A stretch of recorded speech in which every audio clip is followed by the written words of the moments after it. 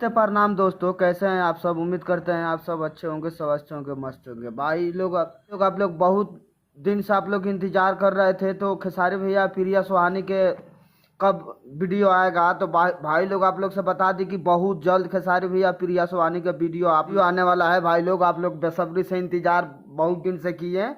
और पटना में भैया का इवेंट था गाना का, खेसारी भैया के गाना का इवेंट था, तो इसी में प्रिया सुहानी की मुलाकात हुआ। बहुत बेसब्री से इंतजार था जो भैया से कब मुलाकात करेगी, कब मुलाकात करेगी।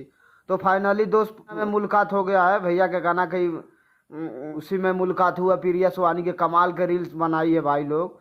तो एकदम भैया के गाना जब आएगा भाई लोग, बहुत जल्द आने वाला है एकदम। प्रिया सुहानी के और खेसारी भैया गाना बहुत जल्द आने वाला है एकदम। आप लोग धुआं उड़ा देम जा भाई लोग, भोजपुरी में दिखा देम जा ट्रेंडिंग स्टार के पावर।